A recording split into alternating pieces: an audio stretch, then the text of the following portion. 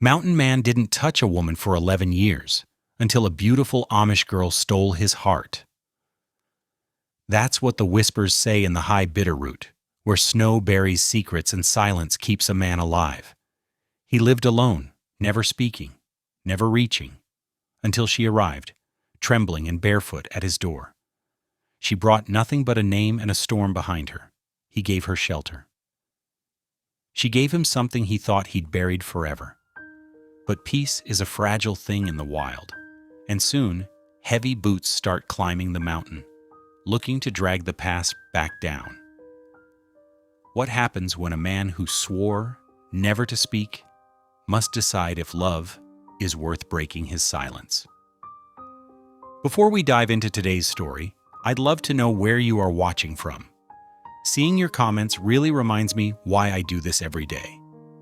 The pale winter dawn crept over the Bitterroot Mountains, painting the snow-covered peaks in shades of pearl and rose.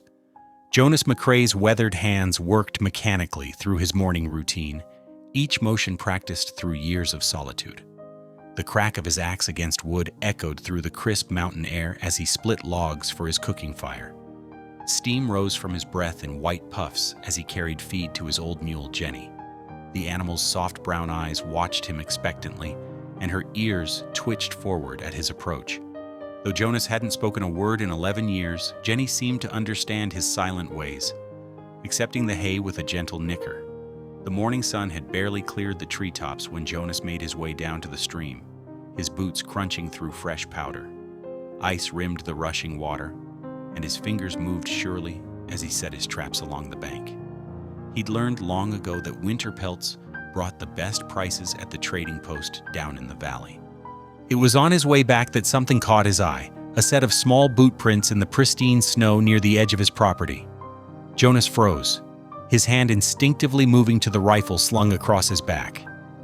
The prints were fresh, no more than a few hours old, and they wandered erratically, as if their maker had been lost or confused.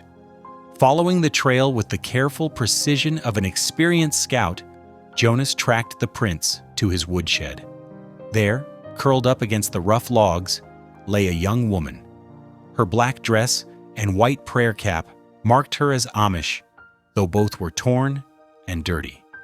Her stockings were ripped, showing skin reddened by cold, and her eyes were closed. Jonas knelt beside her, noting how she barely stirred at his presence. Without hesitation, he gathered her slight form in his arms. She weighed little more than a child, and her skin felt like ice against his buckskin jacket. He carried her swiftly to his cabin, shouldering open the door and laying her gently on his narrow bed near the fireplace. Working quickly, Jonas built up the fire and set a pot of broth to heat. He'd made it yesterday from rabbit, and the rich smell soon filled the small cabin. While it warmed, he covered the young woman with his thickest quilted wool blanket, one he'd traded for last spring. When her eyes finally fluttered open, they were the soft brown of winter deer, wide with confusion and fear. Jonas held up his hands, showing he meant no harm, then offered her a tin cup of the steaming broth. Her fingers trembled as she took it. "Miriam Hostetler," she whispered, her voice rough from cold and exhaustion. She took a careful sip of the broth before adding, "I ran from a binding that wasn't holy." Jonas simply nodded, understanding in his bones what it meant to flee from something that wounded the soul. He didn't need words to show he'd offer shelter, at least until the storm passed. Already, fresh snow was falling outside the cabin's small window, thick flakes swirling in the growing dusk. As evening settled over the mountains, Jonas sat in his worn wooden chair by the fire. His skilled hands moved steadily over a piece of pine he was whittling, the shavings curling to the floor like pale ribbons. The lamplight cast dancing shadows on the log walls, and occasionally the fire would pop and spark. Miriam huddled under the blanket, her color slowly returning as warmth and rest did their work. She watched Jonas's silent industry with curious eyes, but didn't press him to speak. Perhaps she sensed that, like herself, he carried burdens that weren't ready to be voiced. The snow continued to fall outside, insulating the cabin in a cocoon of white silence. Inside, the only sounds were the crackle of the fire, the soft scrape of Jonas's whittling knife, and Miriam's gradually steadying breath. Two souls, each carrying their own measure of pain, found themselves sharing this small space as night descended over the Bitterroots, while nature wove a blanket of peace over them both. Morning light filtered through the frost-edged windows of Jonas's cabin as Miriam stirred from her sleep.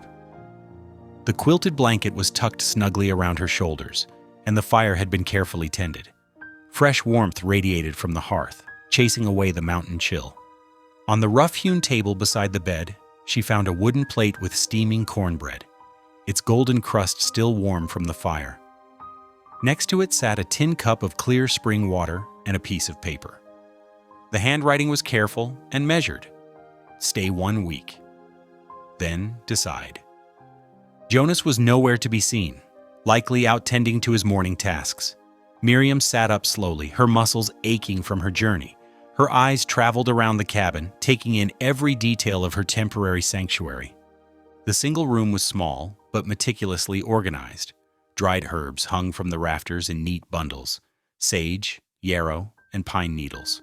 A row of tin cans lined a shelf, their labels worn, but contents carefully marked in the same steady hand that had written her note. Beneath them, cooking implements hung on wooden pegs, each one scoured clean. But there were signs of a deeper story in the cabin's sparse furnishings.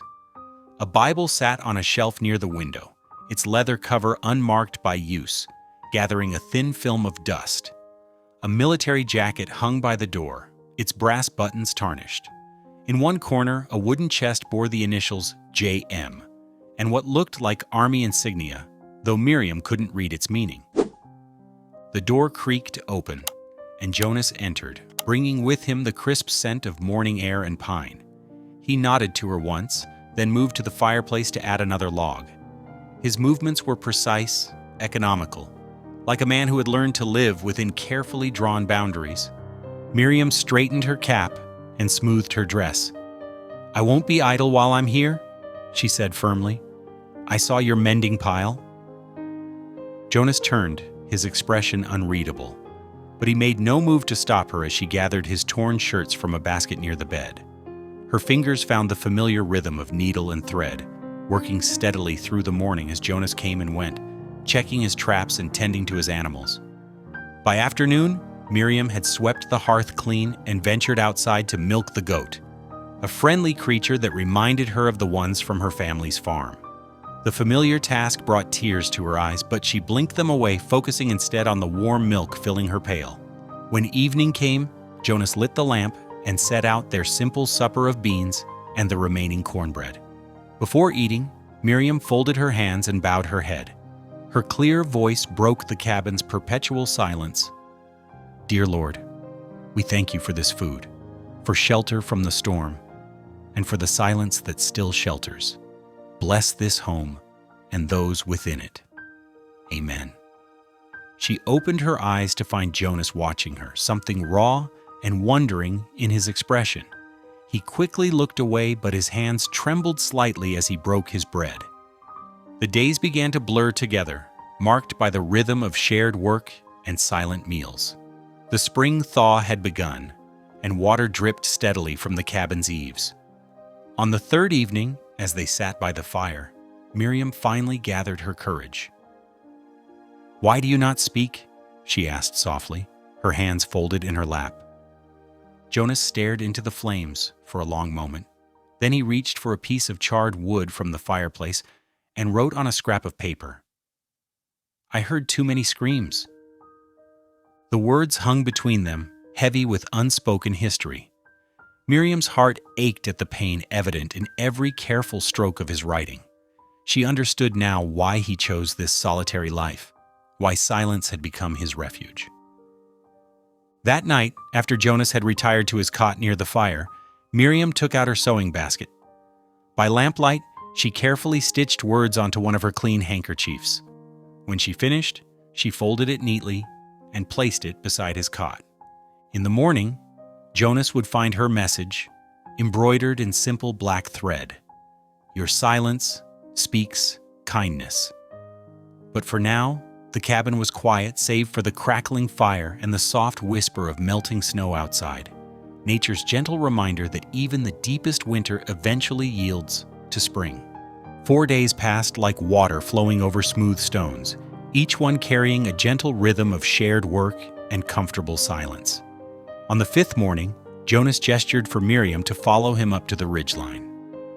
The spring air held a crisp bite, but sunshine warmed their faces as they climbed the narrow trail between towering pines. Miriam's borrowed boots crunched on patches of lingering snow. She watched Jonas move ahead with sure steps, his rifle slung across his back, checking each trap with practiced care. The metal contraptions were clever things designed to catch small game without causing unnecessary suffering. A horse's soft nicker drifted through the trees. Jonas's head snapped up, his hand moving to his rifle, but his posture relaxed as a small figure on a scrawny pony emerged from the shadows of the forest. The boy couldn't have been more than 10 years old. His black hair hung loose around shoulders wrapped in a threadbare jacket that was too big for his slight frame. His dark eyes held wisdom beyond his years as he guided his pony closer with gentle knee pressure. Jonas nodded in greeting, and the boy returned the gesture with solemn dignity. From his jacket pocket, he pulled out a small wooden figure and extended it toward Miriam with both hands. A squirrel, carved with remarkable detail. Its tail curled delicately around its body. "It's beautiful," Miriam said softly, accepting the gift with matching reverence. "Thank you. I'm Miriam." The boy's face brightened at her words, though he remained quiet. His eyes darted to Jonas, who made a simple gesture that seemed to carry meaning between them. After the boy rode away, Miriam turned the carved squirrel over in her hands. "Who is he?" Back at the cabin, Jonas took out his writing slate. His chalk scratched against the surface. "Isaiah, orphan. Reservation won't take him. Valley won't raise him." Miriam's heart tightened at the simple truth of those words. That evening, as she kneaded bread dough with practiced hands, she made an extra loaf. The next morning, she left it wrapped in clean cloth on a stump near the cabin's edge. By midday, the bread was gone, replaced by another tiny wooden carving, this time a chickadee with outstretched wings. This gentle exchange might have continued undisturbed, if not for the dust cloud rising from the valley floor the following morning. Jonas spotted it first, his body tensing as he watched a lone rider approach on a dappled gray horse. The man wore a silver star on his vest, Sheriff Nathan Tolliver, his presence as unwelcome as storm clouds on washing day. He rode up slowly, his horse's hooves crunching on the gravel path to Jonas's cabin. "Morning, McCrae," the sheriff called out, touching the brim of his hat. "Been a while since I rode up this way." Jonas stood silent on his porch, his face impassive. "Curious thing," Tolliver continued, shifting in his saddle. "Got word about a missing girl. Amish folk. Name of Miriam. Her father's mighty concerned." He paused, studying Jonas's unchanging expression. "You haven't seen anyone passing through, have you?" Inside the cabin, Miriam pressed herself against the wall beside the window, her heart hammering against her ribs. She could see Jonas through a gap in the curtain, standing straight-backed and still as stone. "Still not speaking, I see," Tolliver said after the silence stretched thin. "Well, if you do spot anything unusual, you know where to find me." He turned his horse, then added over his shoulder, "There's a reward posted. Might be worth breaking that silence of yours." Jonas watched until the sheriff disappeared down the trail, his horse kicking up small clouds of dust. Only then did his shoulders relax slightly. That evening, Miriam sat by the fire, her hands wrapped around a tin mug of tea that had long since gone cold. They trembled slightly as she stared into the flames, lost in thoughts of what might come next. Jonas moved quietly around the cabin, checking the door latch twice before settling into his chair with a piece of wood and his whittling knife. The fire crackled, sending sparks up the chimney like tiny stars seeking their place in the night sky. Outside, a whip-poor-will called mournfully, its song a reminder that even in the deepest wilderness, no secret stays hidden forever. The morning sun hadn't yet cleared the mountain peaks when Jonas began his preparations. His movements were deliberate as he cleaned his Winchester rifle, checking each part with practiced care. The metal gleamed in the early light filtering through the cabin's small window. He packed a leather saddlebag with methodical precision. Dried meat, hard biscuits, extra ammunition. Not for fighting, but for being ready. Miriam watched from her place near the hearth, her hands busy with mending, but her mind clearly elsewhere. The weight of unspoken words hung between them like morning mist in the valley. "I reckon it's time I told you the whole truth," she said softly, setting aside her needlework. "About why I ran." Jonas paused in his work, turning to give her his full attention. His eyes, usually guarded, held a gentle encouragement. "Elder Weller," she began, her fingers twisting in her apron. "He arranged it with my father. A marriage. He's nearly my father's age, but that wasn't the worst of it." She drew a shaky breath. "He uses the church's ways, our practice of silence, to hide his cruelty. I've seen how he treats his horses, his farmhands, how he broke his first wife's spirit before consumption took her." Jonas moved to sit across from her, his presence steady and listening. "My father," her voice caught, "he was afraid of being shunned. Elder Weller offered him good bottomland in exchange for my hand, like I was no more than a horse to be traded." Tears slipped down her cheeks, but her voice grew stronger. "I couldn't let myself be sold, not even to keep peace in the community." The morning light strengthened as she spoke, illuminating the dust motes dancing between them. When she finished, Jonas nodded slowly, understanding in his eyes. "You've shown me your truth," Miriam said quietly. "Will you share yours? Why do you stay so far from other men?" Jonas sat still for a long moment. Then he rose and went to a small trunk in the corner. From inside, he withdrew a folded paper, worn at the creases from many readings. He handed it to Miriam with careful hands. The letter was unsigned, written in a steady hand. Miriam smoothed it open and began to read aloud. "To the widow of Black Kettle's camp, I write these words knowing they can never reach you, knowing they can never be enough. I was there that morning at Sand Creek. I heard the colonel's orders. I saw what followed. Your little one, she wore a yellow dress. She was running toward the creek with the others. I tried to reach her. I still hear her calling for her mother. The soldiers said we were following orders, but I knew. We all knew. I have not spoken since that day. Words became ash in my mouth. I can never make it right, but I will not stop remembering." Miriam's voice broke on the final line. The paper trembled in her hands as she folded it carefully, returning it to Jonas with the same reverence with which he had given it. The day passed slowly, each of them carrying the weight of shared confidences. As evening settled over the mountains, they sat together by the fire. No words passed between them, but the silence had changed. It was no longer a barrier but a bridge, a quiet understanding built on revealed truths and shared sorrow. The flames cast dancing shadows on the cabin walls as darkness gathered outside. Jonas added another log to the fire, its crack and pop a counterpoint to the evening stillness. Miriam worked her needle through a piece of quilting, but her eyes often lifted to study Jonas's face, seeing past the beard and weathered lines to the deep well of grief he carried. In that quiet moment, something shifted between them, a recognition of kindred spirits, both seeking refuge from the world's harshness, both carrying wounds that might never fully heal. Yet in sharing their burdens, they had found a kind of peace in each other's presence. The fire burned low, but neither moved to retire.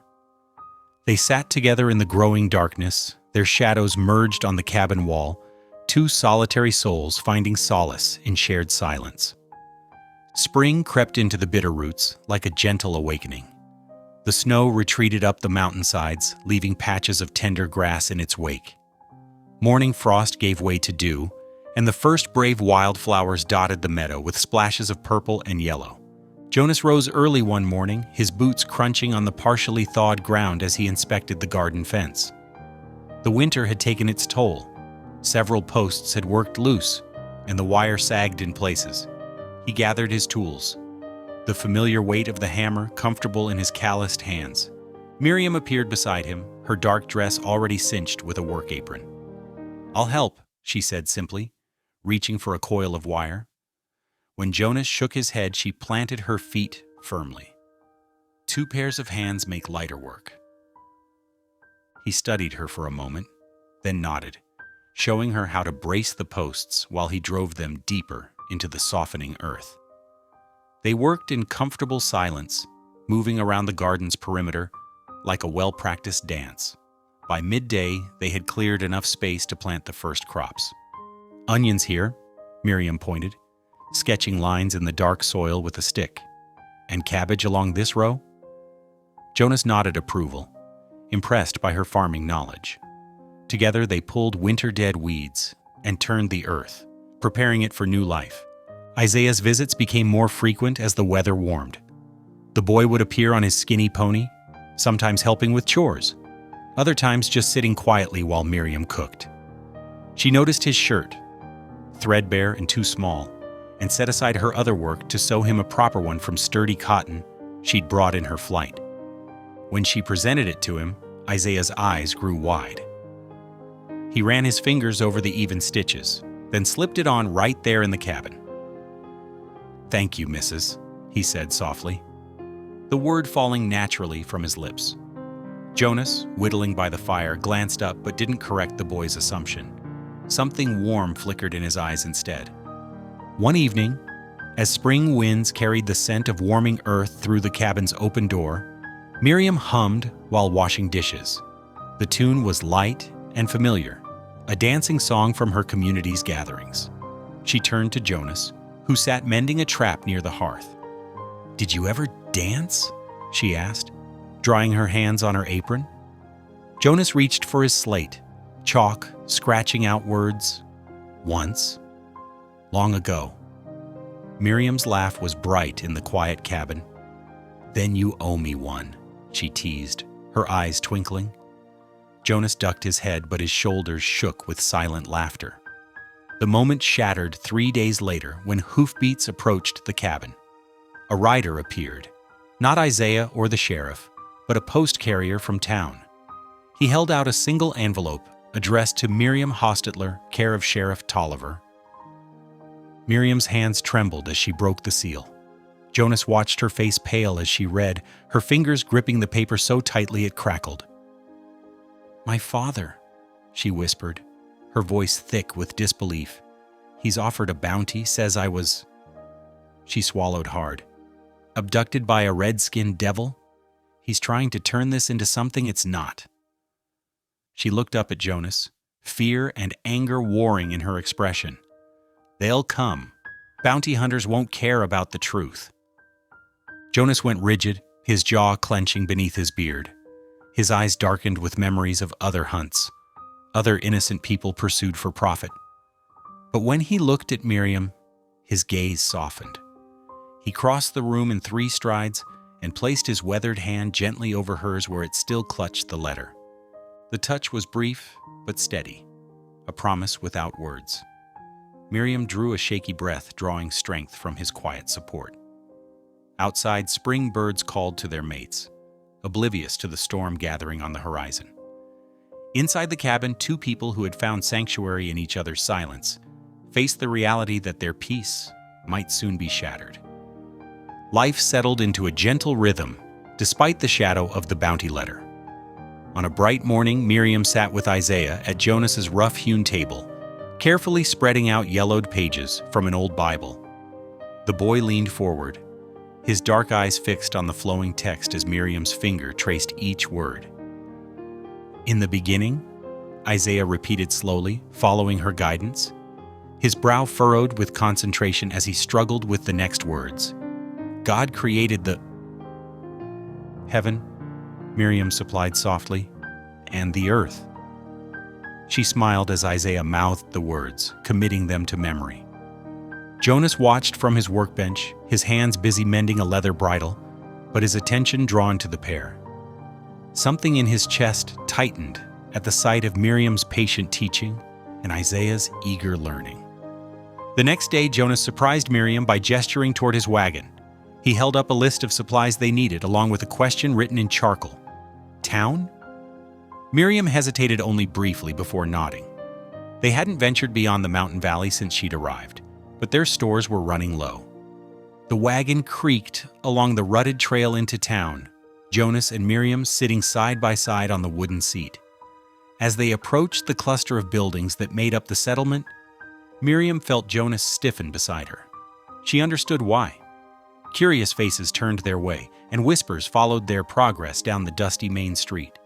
At the general store, Miriam climbed down from the wagon, smoothing her simple dress. Jonas followed, his tall frame casting a protective shadow. Inside, the store smelled of coffee beans and leather, sunlight streaming through clouded windows. While Jonas handed their list to the shopkeeper, Miriam examined a shelf of dried goods. Two women in plain bonnets entered, their whispered conversation falling silent at the sight of Miriam. She could feel their stares boring into her back. Shameful, one murmured, loud enough to carry. These runaways thinking they can just... Living in sin, no doubt, the other added, her voice thick with judgment. Miriam's hands trembled as she reached for a jar of molasses, but she held her head high. Jonas appeared behind her like a mountain, his presence solid and unwavering. He didn't speak or move, but his message was clear. She wasn't alone. The shopkeeper worked quickly, perhaps sensing the tension. Soon their supplies were loaded and they left town behind, the wagon wheels spinning up dust in their wake. As the afternoon sun began to slope westward, Jonas guided the team off the trail near a clear running creek. The horses needed water, and they both needed rest. Miriam settled on a sun-warmed rock while Jonas tended to the team. The creek bubbled over smooth stones, its voice a gentle song in the quiet afternoon. Miriam watched the water flow, thinking about the stares and whispers in town, about her father's letter, about all the judgment heaped upon those who dared to choose their own path. "Do you think," she asked softly, not looking at Jonas, "that God punishes the innocent? That he turns his face from those who..."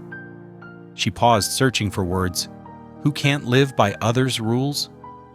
Jonas stood very still by the creek bank. The silence stretched between them, filled only by the water's song and the distant call of a meadowlark. Then, something extraordinary happened. "I think..." The voice was rough, uncertain, like a rusted door opening after years of disuse. "Sometimes..." Jonas cleared his throat, the words coming slowly but clearly. "He cries with them." Miriam's breath caught in her throat. She turned to look at him, tears welling in her eyes. 11 years of silence, broken to offer her comfort. The weight of that gift, his first spoken words in over a decade, made her heart swell. A smile bloomed through her tears as she met his gaze. Jonas looked almost startled by his own voice, but there was a softness in his eyes that spoke of barriers falling, of trust given and received. The creek continued its eternal song, witness to this moment of grace. A gentle breeze stirred the new spring leaves, carrying the scent of wild roses and the promise of change. In this quiet place, far from the judgment of others, something profound had shifted. Like winter giving way to spring, like silence opening to speech, like two hearts finding their way toward healing. Thunder rumbled in the distance as Jonas and Miriam's wagon rattled up the mountain trail toward home. Dark clouds gathered above the peaks, promising a spring storm. They made it to the cabin just as the first heavy drops began to fall, quickly unloading their supplies before the rain turned steady. Inside, Jonas lit the lantern while Miriam hung their wet coats by the fire. The rain drummed against the roof, creating a cozy rhythm that filled the cabin. Isaiah's coat lay draped over a chair, torn at the sleeve from his latest adventure. Miriam settled into her usual spot by the hearth, taking up needle and thread to mend it. As she worked, she began to hum softly, an old hymn about grace and shelter. The melody floated through the cabin, mingling with the sound of rain and crackling fire. Jonas sat in his chair, whittling what looked like a small wooden horse, but his eyes kept drifting to Miriam. Something stirred in his expression, awakening, like winter ice beginning to thaw. The next morning dawned clear and fresh, the world washed clean by the night's rain. They were just finishing breakfast when hoofbeats approached. A neighbor from the valley, Thomas Wheeler, rode up to deliver news about the upcoming spring festival. "Whole valley's invited," Wheeler said, tipping his hat to Miriam. Dancing, food, trading, proper celebration of winter's end. Saturday next. Miriam's eyes lit up at the mention of dancing. After Wheeler rode away, she turned to Jonas with hope written plainly on her face. "Could we go?" Jonas frowned, scratching out a note. "Too many people?" "Please?" Miriam touched his arm gently. "Just for a little while. Isaiah would love it too." Jonas studied her face for a long moment before nodding slowly, unable to deny the joy in her eyes. Over the next few days, Miriam worked quietly but steadily, piecing together a dress from fabric scraps she'd saved. The blue calico wasn't fine, but her stitches were neat and sure. Each evening, she added another careful seam while Jonas pretended not to notice. The day before the festival, Jonas disappeared into the storage shed. He emerged carrying an old Union jacket, carefully brushed free of dust. Miriam watched him hang it by the fire to air out, understanding the significance of this simple act. Saturday morning arrived bright and clear. They loaded into the wagon early, picking up Isaiah along the way. The boy wore his mended coat proudly, perched between them on the wagon seat. As they approached the festival grounds, music drifted up from the valley, fiddles and guitars calling people to gather. Wagons and horses crowded the field near the creek. Tables groaned with covered dishes, and makeshift platforms served as dance floors. Jonas helped Miriam down from the wagon, his movements stiff with uncertainty. They stood at the edge of the crowd, not quite belonging, but not quite apart.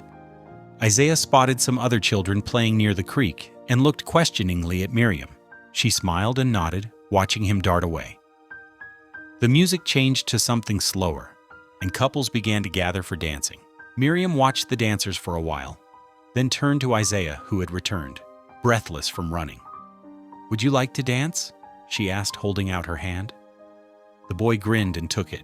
Following her awkward but eager steps, they moved in small circles, Isaiah concentrating hard on not stepping on her feet.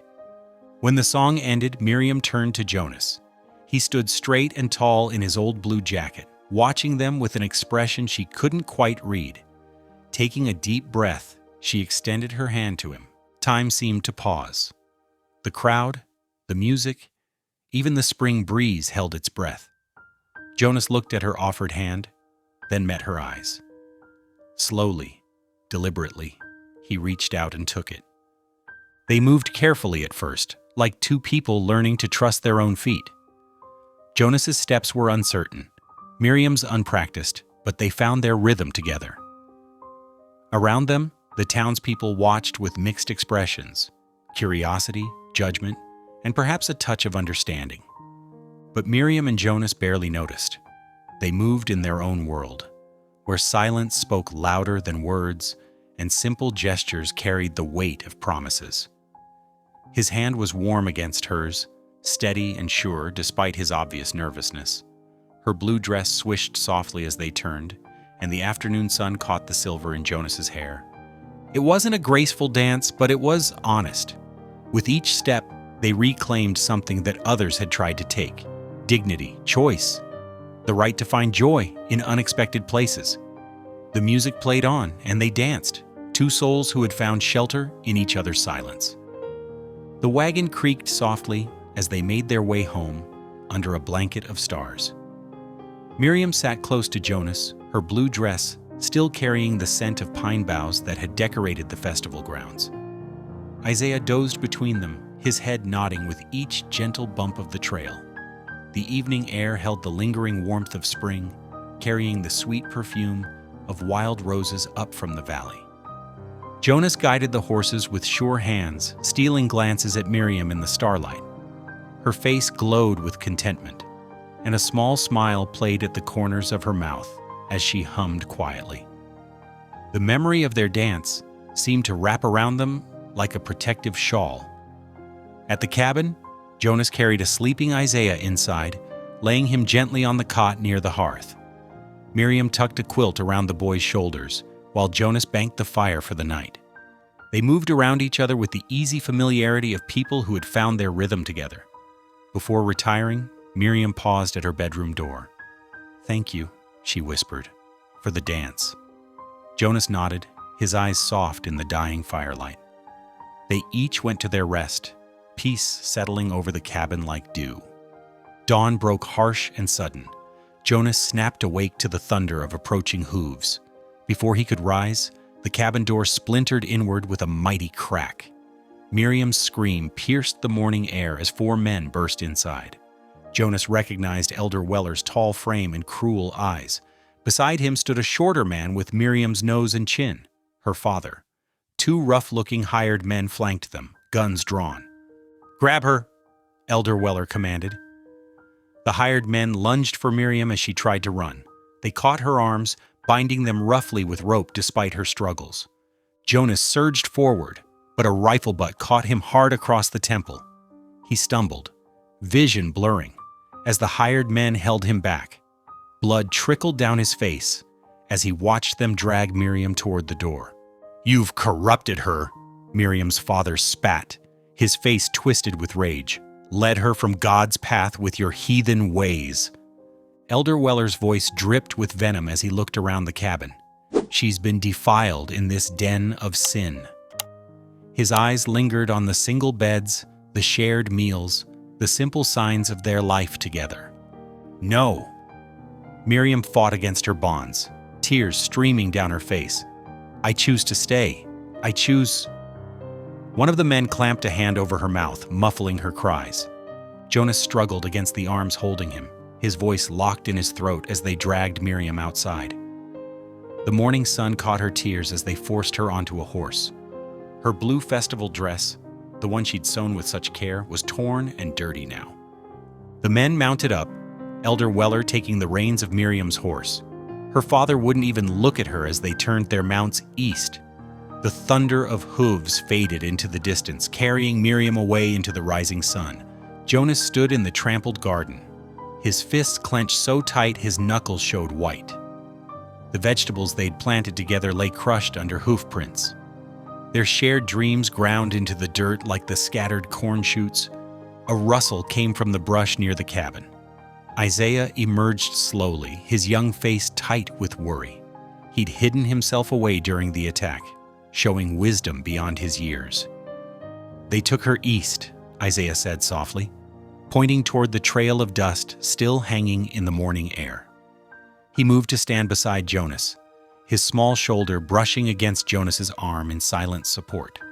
Jonas stared down the empty trail, blood still trickling from his temple. The silence he'd chosen for so many years now felt like a noose around his neck. He'd stood mute while they took her, his vow of silence becoming a chain that bound him as surely as the ropes that bound Miriam. The morning breeze carried the scent of crushed flowers and overturned earth. In the cabin doorway, Miriam's shawl lay crumpled where it had fallen in the struggle. The peaceful world they'd built together lay shattered in the dawn light, and Jonas's silence echoed with the sound of his own failure to protect what mattered most. Jonas stood in his cabin as first light crept through the windows. His movements were deliberate as he ran the whetstone along his axe blade, the steady rhythm matching his heartbeat. The metal sang with each stroke growing sharper, deadlier. But this wasn't a weapon for fighting. It was a tool for survival. He packed his mule with care: dried meat, hardtack, water skins, rope, and a bedroll. No guns. No knives beyond what he needed for camp. His old scout wisdom whispered that weapons would only make things worse where he was heading. Isaiah watched from the doorway, his thin shoulders tight with worry. "You're going after her," he said. It wasn't a question. Jonas nodded, checking the mule's cinch one final time. He turned to the boy and spoke, his voice still rough from disuse. Need to get you somewhere safe first. They rode down into the valley together, Jonas on his horse and Isaiah on his pony. The morning mist clung to the meadows as they made their way to Widow Chen's place. She'd lost her husband in a mining accident 2 years back but kept their small farm running with quiet determination. Jonas knew she had a soft spot for strays. The widow stood on her porch as they approached, wiping her hands on her apron. Her eyes took in the situation without need for explanation. How long? She asked simply. Few days, Jonas replied. Week at most. She nodded, then smiled at Isaiah. Could use help with the chickens, she said, and I reckon my boy's old books need reading. Isaiah slid from his pony, understanding passing between him and Jonas without words. The boy had learned well, the art of waiting, of surviving. Jonas touched the brim of his hat to the widow and turned his horse east. He rode hard that first day, following tracks that only an experienced scout would notice. Broken twigs, disturbed grass, a horse's dropped apple core. The signs led him across hills thick with spring wildflowers and through shallow streams where deer paused to drink. His old instincts from army days returned like muscle memory. That night, he made a cold camp in a grove of aspens, eating jerky and listening to the wind. Sleep came in fits, his dreams full of Miriam's screams and the sound of splintering wood. The second day brought him into rougher country. The trail wound through rocky passes where bitter winds still carried winter's bite.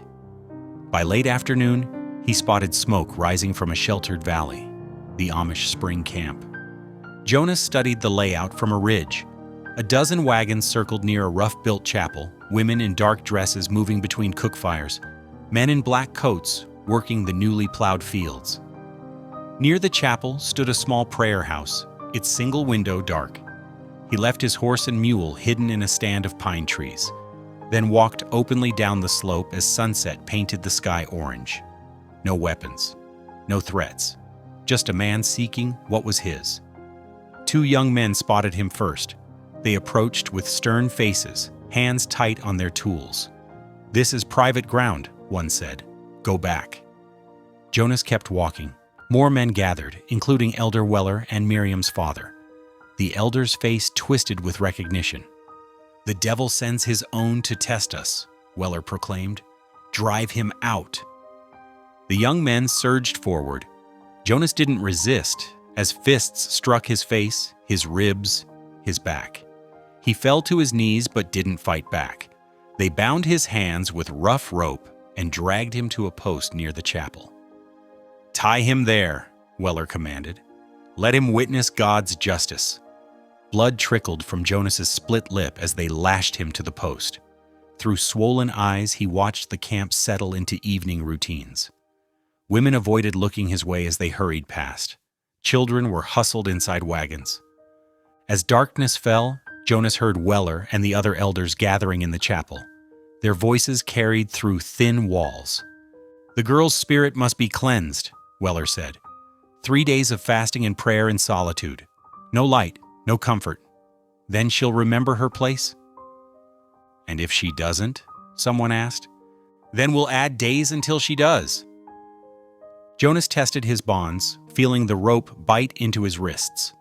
Through the prayer house's single window, he caught a glimpse of movement. Miriam's shadow, pacing like a caged bird.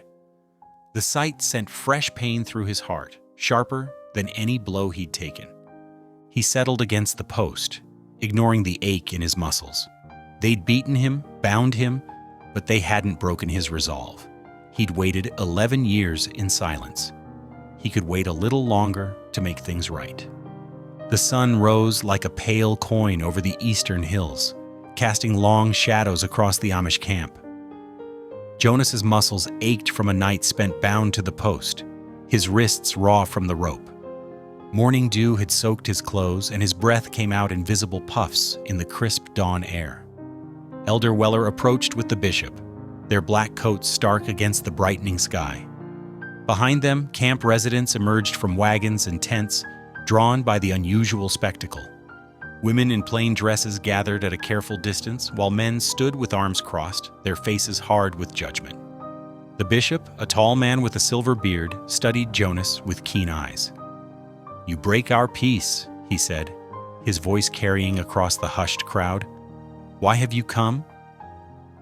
Jonas lifted his head slowly, feeling dried blood crack on his temple. For 11 years, he'd held his silence like a shield. Now that shield would have to fall. His voice, when it came, was rough as creek stones. "I've seen what men do," Jonas began, each word deliberate and painful, "when they claim to speak for God." He swallowed hard, forcing himself to continue. "At Sand Creek, I watched soldiers murder women and children. They said it was righteous, said it was holy work." A murmur rippled through the crowd. Elder Weller's face darkened, but the bishop raised a hand for silence. "I kept quiet after that," Jonas went on, his voice growing stronger. "Thought silence might wash the blood away, but sometimes—" He looked directly at the bishop. "Sometimes silence just buries truth." Through the prayer house window, Miriam's pale face appeared. Her hands pressed against the glass, eyes wide and wet with tears. "This woman," Jonas said, nodding toward the window, "she wasn't stolen. She chose freedom. Chose it because your silence—" Here he turned to Elder Weller, his gaze sharp as flint. "Your silence gave cover to cruelty. And I'd sooner bleed here than let you bury her again." "Jonas?" Miriam's cry rang out clear and strong through the window. "Jonas McCrae!" The bishop stepped closer, studying Jonas's face. "You speak of Sand Creek," he said slowly. "You were there?" "As a scout," Jonas admitted. "Watched it happen. Did nothing to stop it." His voice cracked. "Been trying to make that right ever since." The morning light strengthened, illuminating the gathered faces. Women whispered among themselves. Several men shifted uncomfortably, looking away from Jonas's battered face. The bishop turned to Elder Weller.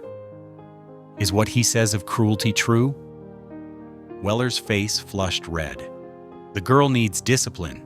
She defies God's order." "She defies your order," Jonas corrected quietly. "Not God's." The bishop raised his hands, commanding attention. "I have watched this man stand through the night, accepting blows without raising his hand in anger. He breaks 11 years of silence, not with threats, but with truth." He faced Elder Weller. "Release the girl." "You cannot," Weller began, but the bishop cut him off. "I can, and I do. Our ways are meant to preserve peace, not enforce bondage.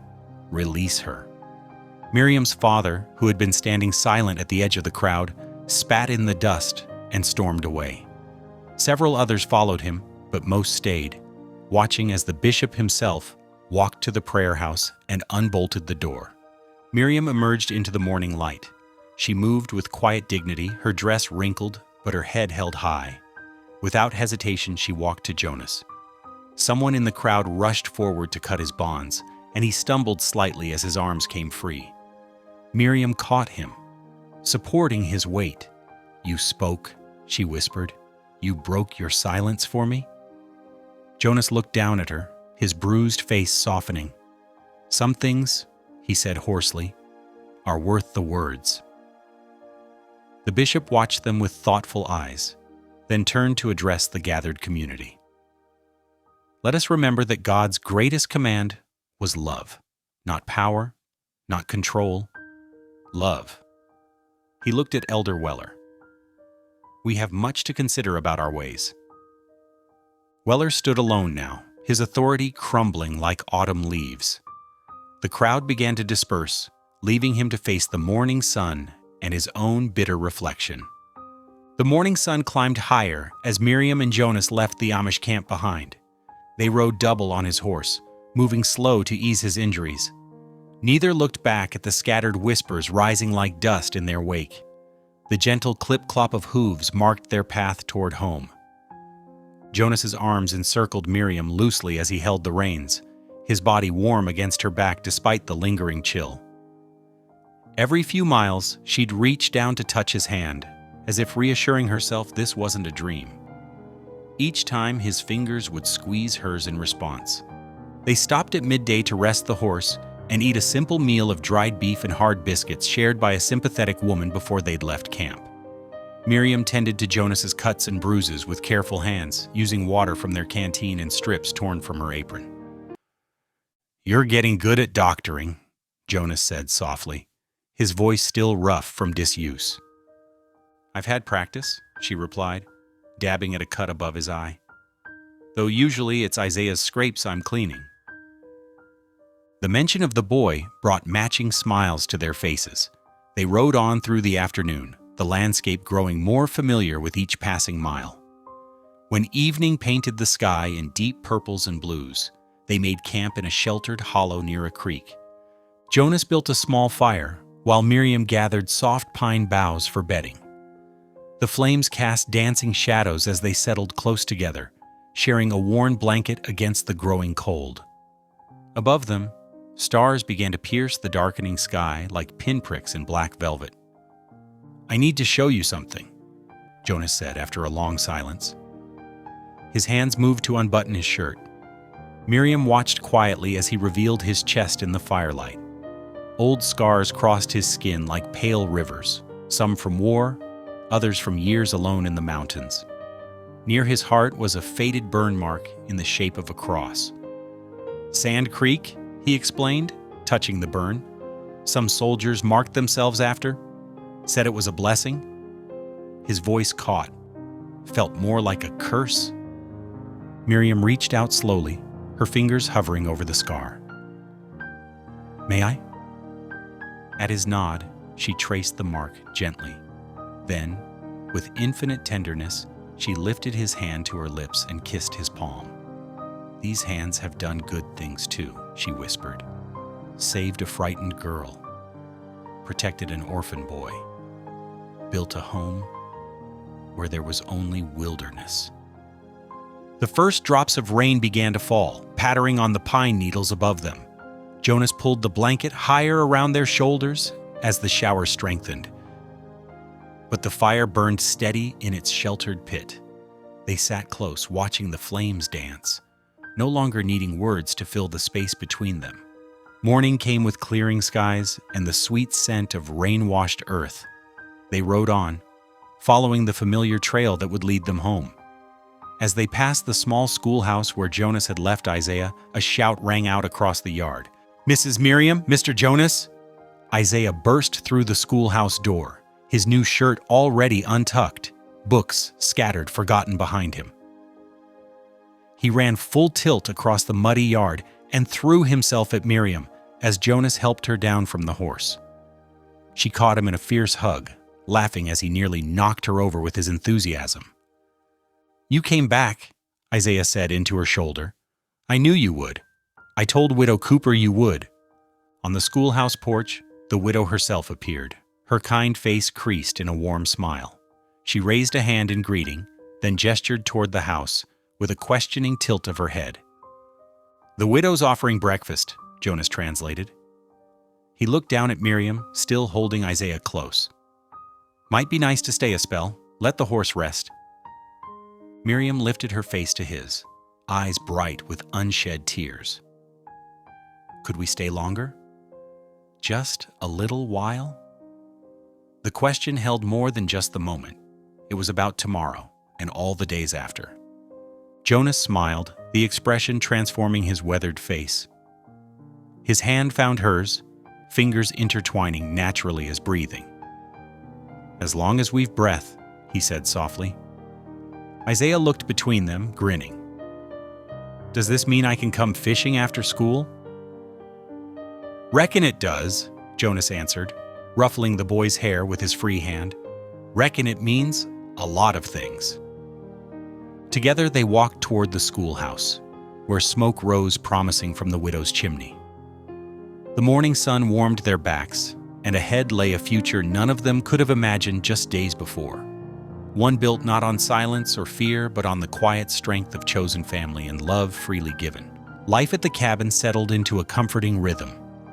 Morning light spilled through the windows, illuminating the sturdy wooden beams and flickering across the new garden that Miriam tended with care. She coaxed seeds from the earth, planting onions and carrots alongside the blooms of wildflowers. Jonas often joined her, wielding a spade, and occasionally stopping to watch her hands work the soil. One afternoon, Miriam sat on the porch with Isaiah, guiding him as he threaded needle through fabric scraps. "You see," she said, her voice gentle yet firm, "it's about patience, just like in life." Isaiah frowned in concentration, his small fingers fumbling with the needle. "What if I mess up?" Miriam smiled, encouragement shining in her eyes. "Then we fix it together." As days turned into weeks, Miriam discovered joy in teaching Isaiah how to sew, how to create something beautiful from mere pieces of cloth. In turn, she taught him about kindness, patience, and resilience. Meanwhile, Jonas worked on building a spinning wheel for Miriam. He spent evenings in his workshop while she hummed softly to herself inside. The rhythmic creak of wood and the occasional sound of tools clinking together filled the air. Each time he brought home another piece for her wheel, she marveled at his thoughtfulness. One evening, as twilight bathed the cabin in golden hues, Miriam stumbled upon the old letter addressed to a Cheyenne widow tucked beneath some papers on Jonas's desk. The words weighed heavy with unspoken regret. "Jonas?" she called softly. He looked up from his whittling and met her gaze. "Can I send this for you?" She held up the letter, its edges worn from time. He hesitated, but then nodded slowly, an uncharacteristic vulnerability flaring in his dark eyes. Miriam took out her own parchment and began writing alongside him. She poured her heart onto the page, words of admiration for his kindness toward both her and Isaiah, a testament to his character that transcended past mistakes. 2 weeks later, a writer brought a reply for Miriam, a simple feather tied delicately with string attached to a small note. "Forgiveness rides slow, but it arrives." Miriam clutched it tightly as she entered their cozy home, where Jonas sat by the firelight. "Look," she said breathlessly, as she unfolded it for him to see. Jonas read it slowly before lifting his gaze to hers, something brightening within him. A flicker of hope, igniting long-buried guilt with acknowledgement and grace. The garden bloomed vibrantly outside their door, while warmth blossomed inside their hearts. They found themselves surrounded by healing they never knew they sought together. Jonas worked in secret during the early morning hours, his hands moving steadily over wood as dawn crept across the mountains. The rocking chair took shape slowly, each curve and joint crafted with careful attention. He'd chosen the sturdiest oak, wanting it to last through years of quiet evenings and gentle conversations. The spring air carried warmth now, touching the cabin with golden light. Jonas had just finished setting the chair on the porch when he heard the familiar sound of hoofbeats approaching. Isaiah appeared around the bend, his thin pony kicking up dust, arms full of wildflowers that blazed purple and yellow against the morning sky. "Miss Miriam," Isaiah called out, sliding from his mount, "look what's growing in the meadow." His eyes sparkled with pride as he held up his gathered bouquet.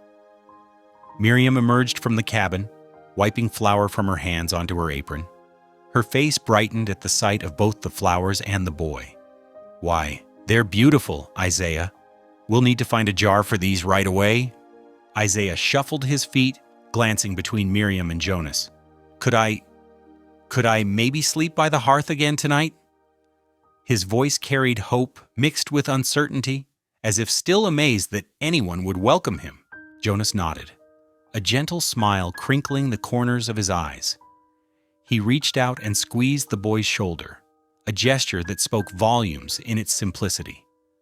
Miriam arranged the wildflowers in an old mason jar, placing them on the wooden table where sunlight caught the petals. Her movements slowed when she noticed the new rocking chair on the porch, its fresh carved surface gleaming. "Jonas?" she whispered, running her fingers along the smooth armrest. "Did you make this?"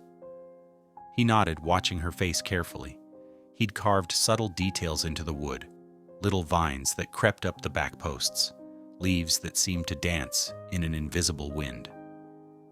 "It's perfect," she breathed, settling into it. The chair creaked softly as she began to rock, a sound that seemed to belong there, like it had always been part of their home. As evening approached, they gathered on the porch. Isaiah sat cross-legged on the planks, whittling a small piece of wood just as Jonas had taught him. The sky painted itself in deep purples and oranges, while crickets began their evening song. Miriam started humming, the same hymn she'd sung months ago while patching Isaiah's coat. The melody floated on the cooling air, familiar and sweet. To her surprise, Jonas's voice joined hers, barely above a whisper at first, then growing stronger. His deep tones blended with her lighter ones, creating something new and beautiful. Isaiah looked up from his carving, wonder written across his young face. He'd never heard Jonas sing before. When the hymn ended, silence settled around them like a comfortable blanket. Stars began appearing overhead, pinpricks of light in the darkening sky. Isaiah yawned and headed inside to his spot by the hearth, leaving Jonas and Miriam alone with the night sounds. Miriam's hands rested in her lap, her fingers tracing invisible patterns. "I've been thinking," she said softly, "about what brought me here, about what I was running from." She paused, gathering her thoughts. "I was never meant to be a wife in chains, but I believe now. I was meant to be loved." Jonas turned to face her, his eyes reflecting starlight. When he spoke, his voice carried the weight of truth finally spoken. "And I was meant to learn again." He reached into his pocket and withdrew something small, a carved wooden token, no bigger than a silver dollar. In the fading light, Miriam could see two hands entwined, carved with delicate precision. The wood was smooth from hours of careful work, each finger detailed with loving attention. Jonas held it out to her, his own hands trembling slightly. This was not a ring of gold or silver, but something far more precious, a symbol carved from the same material as their shared life, shaped by patience and understanding. Miriam took the token, holding it close to her heart. Tears gathered in her eyes, but they were tears of joy, not sorrow. She didn't need him to speak the question aloud. It was there in his eyes, in the carved token, in every moment they'd shared. She reached for his hand, twining their fingers together just like the carving. "Yes," she whispered, her voice full of certainty and love.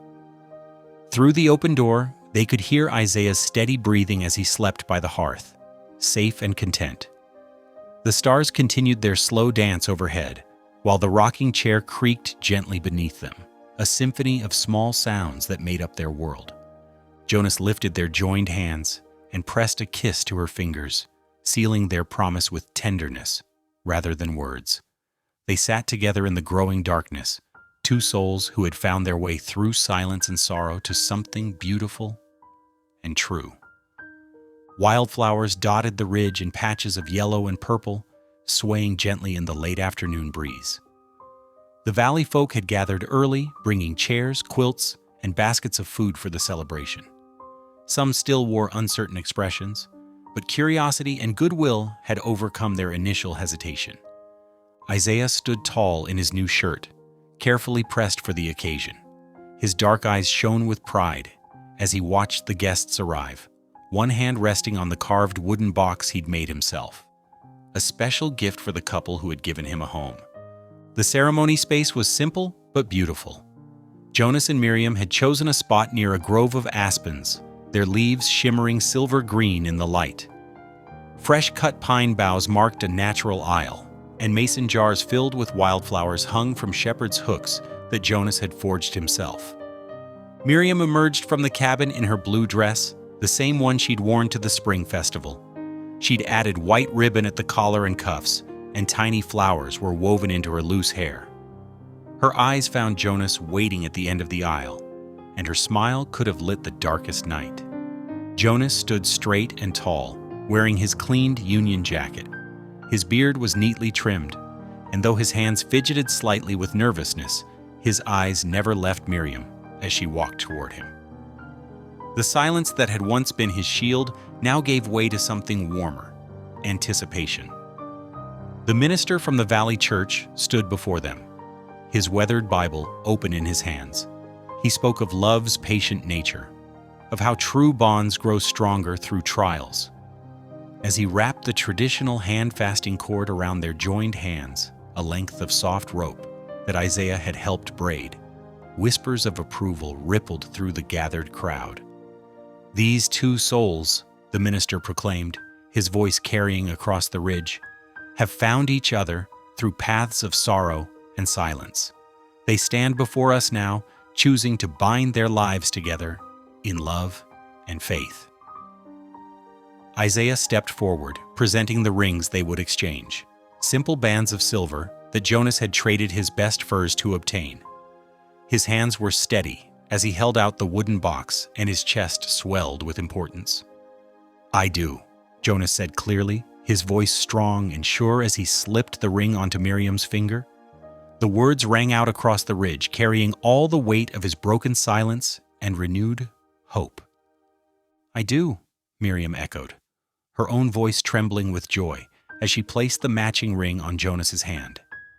Tears glistened in her eyes, but her smile never wavered.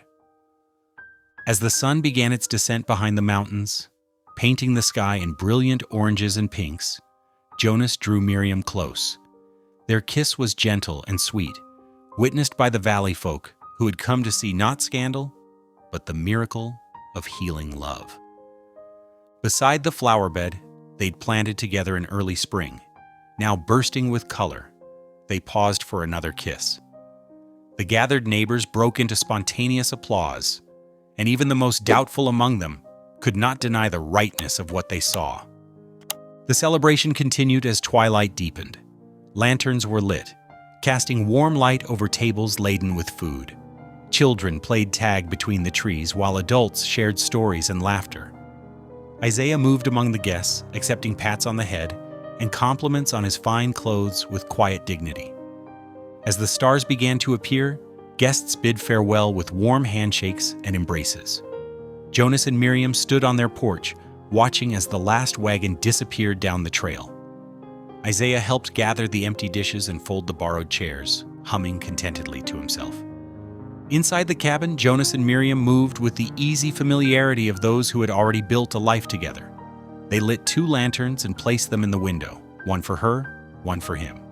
The golden light spilled out into the gathering darkness, a beacon of welcome and hope. Jonas turned to Miriam, taking both her hands in his. His voice, once locked away by grief, now flowed freely with emotion. "You gave me back my voice," he said softly. "If you'll have me, I'll spend the rest of it speaking your name." Miriam's eyes danced with joy and mischief. "Then speak it again, husband," she whispered, drawing closer to him. Their laughter filled the cabin, his deep chuckle mixing with her bright giggle. The sound seemed to make the very walls hum with peace, as if the home itself celebrated with them. Isaiah's quiet footsteps on the porch and the gentle clicking of the settling house joined in the melody of their new beginning. The cabin that had once held only silence now rang with the music of family, 3 hearts beating in harmony, bound together by love that had overcome every barrier. Through the windows, the twin lanterns cast their steady light into the darkness, a testament to 2 lives joined as one, and the healing power of love that refuses to be silenced. If this one resonated with you, stick around. I've got another story waiting for you tomorrow, and who knows, it might be just what you needed to hear.